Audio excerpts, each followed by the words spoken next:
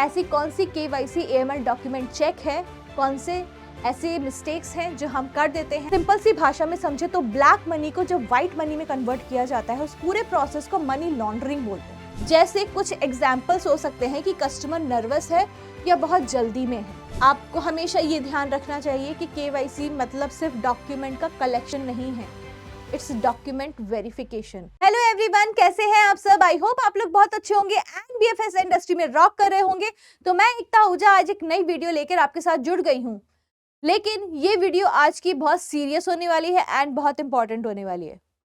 आप BFSI sector में नए नए हायर हुए हैं एंड साथ ही साथ मैनेजर आपको बहुत बार बार डांट रहा है कि आपने ये डॉक्यूमेंटेशन नहीं लिया, आपने वो डॉक्यूमेंटेशन नहीं लिया, आप डॉक्यूमेंट लेने में बार बार मिस्टेक्स कर रहे हैं। तो आई थिंक ये वीडियो आपके काम की है, क्योंकि आज की इस वीडियो में हम जानेंगे कि केवाईसी एएमएल क्या होता है एंड कौन कौन से डॉक्यूमेंटेशन है जो केवाईसी एएमएल में लिए जाते हैं एंड ऐसी कौन कौन सी कॉमन मिस्टेक्स हैं जो as a new hire, as a fresher हम लोग कर देते हैं।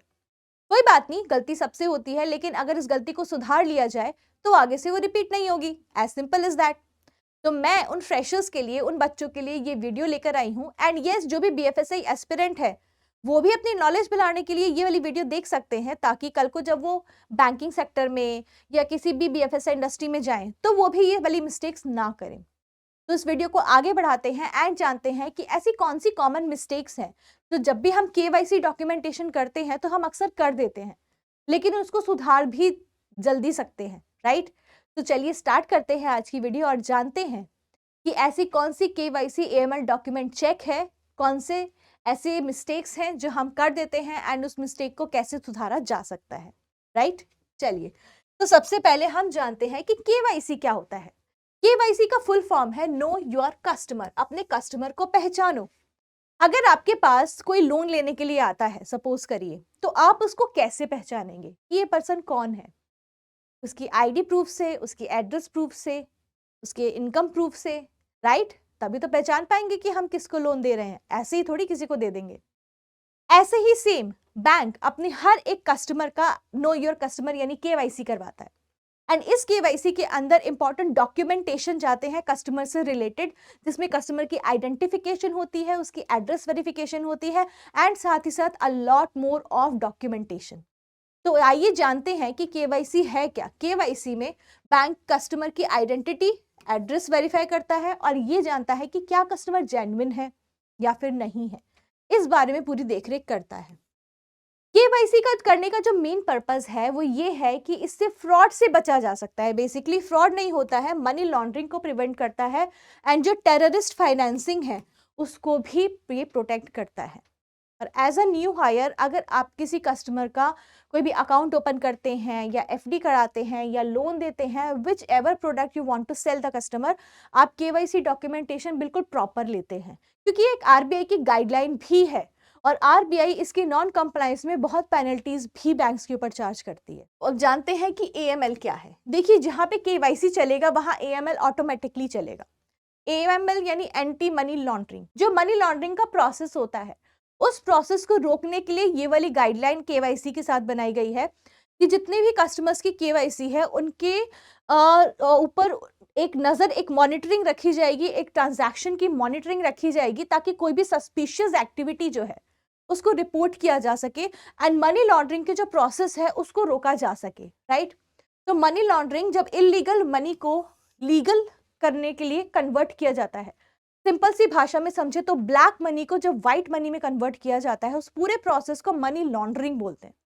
एंड मनी लॉन्ड्रिंग को रुकने के लिए ही ये केवाईसी एएमएल की गाइडलाइंस आरबीआई ने बनाई है, जिससे कि आप मनी लॉन्ड्रिंग को रोक सकते हैं, ठीक है? अब यहाँ पे हम जानते हैं कि ऐसी कौन सी कॉमन मिस्टेक्स है जो हम करते हैं वाइल कलेक्टिंग केवाईसी डॉक्यूमेंटेशन। तो सबसे पहले एक मिस्टेक है, हम इनवैलिड आईडी प्रूफ कलेक्ट कर लेते हैं। वैलिड आईडी प्रूफ है आधार, पैन, पासपोर्ट, ड्राइविंग लाइसेंस या वोटर आईडी। हमें सिर्फ यही कलेक्ट करना है एंड कस्टमर का फेस मैच करना है कि क्या कस्टमर का फेस इस आईडी से मैच हो रहा है या फिर नहीं हो रहा। वो बहुत ज़्यादा इंपॉर्टेंट है। आईडी की वैलिडिटी कब तक की है वो चेक करनी इंपॉर्टेंट है, राइट? और कस्टमर की से आप आईडी में जो भी डेटा है लाइक डेट ऑफ बर्थ है या फ़ोन नंबर है, वो आप क्रॉस वेरीफाई भी कर सकते हैं। क्रॉस वेरिफिकेशन का सबसे इम्पॉर्टेंट जो फ़ायदा है, बेनिफिट है, वो ये निकलता है कि हमें पता चल जाता है कि ये कस्टमर जेन्युइन है, ये आईडी इसी का है, कहीं फेक आईडी तो नहीं है। So it is very important to cross check the ID proof also. Okay, आपको expiry date, visibility and name spelling match भी देखना पड़ेगा। सपोज करिए किसी के आधार कार्ड पे लिखा हुआ है राहुल कुमार, राइट, लेकिन अकाउंट ओपनिंग फॉर्म पे लिखा है राहुल के। तो यहाँ पे आपको चेक करना है कि राहुल के, राहुल कुमार, ये दोनों अलग अलग बंदे भी हो सकते हैं, अलग अलग लोग भी हो सकते हैं। You have to be very cautious जब भी आप आईडी प्रूफ कलेक्ट करेंगे। तो सेकंड जो मिस्टेक है वो है आपका जो पैन और आधार है वो प्रॉपरली मैच नहीं हो रहा, और ये बहुत ज्यादा कॉमन है। नेम अलग है, डेट ऑफ बर्थ अलग है, राइट, और जो पर्सन की आइडेंटिटी है वो अगर अलग है, तो आपको ये 3 चेक्स हमेशा दिमाग में रखने हैं कि पर्सन की identity Aadhaar and pan card पे बिल्कुल सेम होनी चाहिए, डेट ऑफ बर्थ और नेम तीनों चीजें बिल्कुल एग्जैक्ट होनी चाहिए। अगर उसमें मिसमैच है तो आप कस्टमर को पोलाइटली बोल सकते हैं कि ये आप सही डॉक्यूमेंटेशन जमा कराइए। स्मॉल स्पेलिंग डिफरेंसेस भी क्लैरिफाइड करनी बहुत इंपॉर्टेंट है, इसको कंफर्म करना बहुत इंपॉर्टेंट है। थर्ड जो मिस्टेक है जो हम देखते हैं वो है इनवैलिड एड्रेस प्रूफ। आप old address proof, incomplete address proof, ठीक है, इलीगल एड्रेस प्रूफ, इसके बेसिस पे काम नहीं कर सकते हैं। एड्रेस प्रूफ में कौन कौन सी चीजें आती हैं वो है Aadhaar, electricity bill, passport, bank statements. Common mistakes ये होती है कि तो कई कस्टमर्स जो होते हैं वो पुराना एड्रेस प्रूफ जमा करा देते हैं, ठीक है, इनकम्प्लीट एड्रेस होगा, ये जो डॉक्यूमेंटेशन वो जमा करा रहे हैं वो बिल्कुल क्लियर नहीं दिखेगा, उसमें एड्रेस दिख ही नहीं रहा है। तो ऐसे आप कोई भी एड्रेस प्रूफ मत लीजिए, हमेशा वैलिड एड्रेस प्रूफ लीजिए और कस्टमर को बोल दीजिए कि भाई आप जो एड्रेस प्रूफ जा रहे हैं, दे रहे हैं हमें, ये आपका वेरिफिकेशन के लिए आगे जाएगा। बिना वेरिफिकेशन के, बिना एड्रेस वेरिफिकेशन के किसी भी कस्टमर का अकाउंट नहीं खोलना है। तो पहले आप जो भी एड्रेस प्रूफ ले रहे हैं कस्टमर को पहले ही बता दो कि भाई एड्रेस वेरिफिकेशन होगा। उसके बाद आप कस्टमर का जो भी जेन्युइन एड्रेस प्रूफ है वो एड्रेस प्रूफ कलेक्ट करिए और उसको वेरिफिकेशन के लिए आगे फॉरवर्ड कर दीजिए। फोर्थ और बहुत इंपॉर्टेंट है इग्नोरिंग सस्पिशियस रेड फ्लैग्स। कुछ ऐसे रेड फ्लैग्स भी हो सकते हैं जिससे कि आप जान सकते हैं कि कहीं ये कस्टमर जेन्युइन तो नहीं है, ऐसा तो कुछ नहीं है, कुछ इलीगल काम तो नहीं हो रहा। आप जेन्युइनिटी पहचान सकते हैं कि क्या कस्टमर सच में जेन्युइन है या फिर वो प्रिटेंड कर रहा है। जैसे कुछ एग्जाम्पल्स हो सकते हैं कि कस्टमर नर्वस है या बहुत जल्दी में है, कस्टमर क्वेश्चंस को अवॉइड कर रहा है, कस्टमर अलग अलग तरह के डॉक्यूमेंटेशन बार बार आपको दे रहा है, या फिर वो कस्टमर हमेशा हाई वैल्यू ट्रांजैक्शंस ही कर रहा है। तो this can be count under suspicious activities.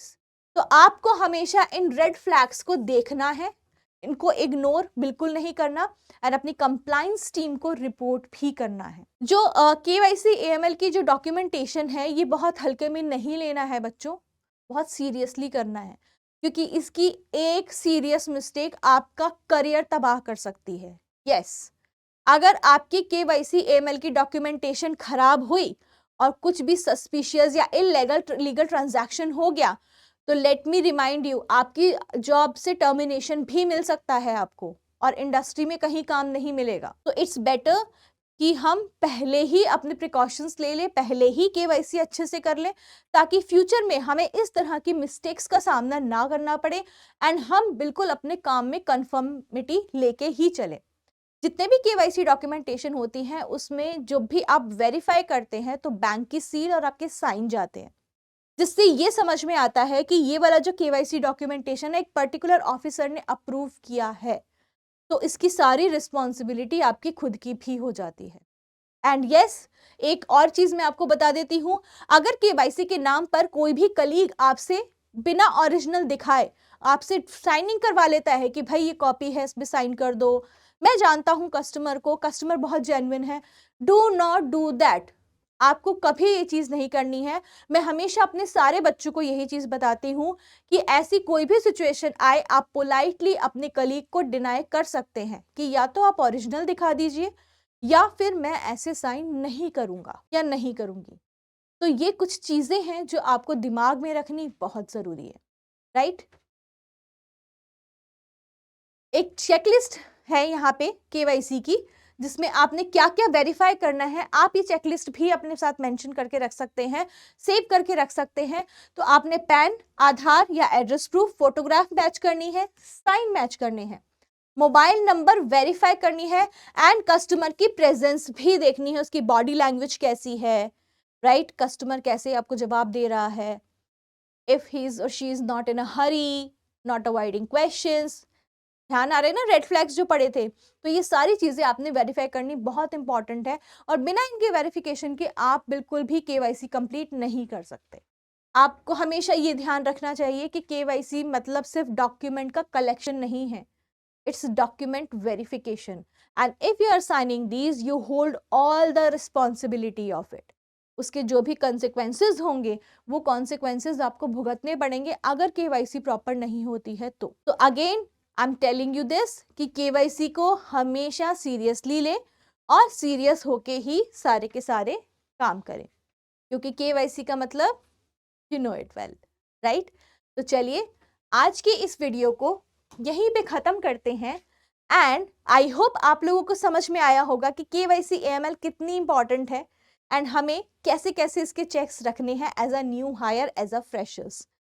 तो जितने भी बच्चे हैं जो फ्रेशर्स हैं, जो इंडस्ट्री में काम कर रहे हैं, या फिर वो बच्चे जो इंडस्ट्री में काम ढूंढ रहे हैं, अभी भी एस्पिरेंट हैं, उनके लिए ये वीडियो बहुत इंपॉर्टेंट साबित होने वाली है, बिकॉज केवाईसी एएमएल से रिलेटेड सारी की सारी चीजें मैंने इसमें डाल दी हैं। तो आई होप आप लोगों को वीडियो पसंद आई होगी, और आप कौन सी वीडियोस देखना चाहते हैं हमारे चैनल पे, हम आपको कैसे कनेक्ट कर सकते हैं, आप हमें जरूर कॉमेंट सेक्शन में बताइएगा। तब तक के लिए नई वीडियो लेके मैं एकता आहूजा फिर से आपके साथ जुड़ी रहूंगी। Thank you so much and take care.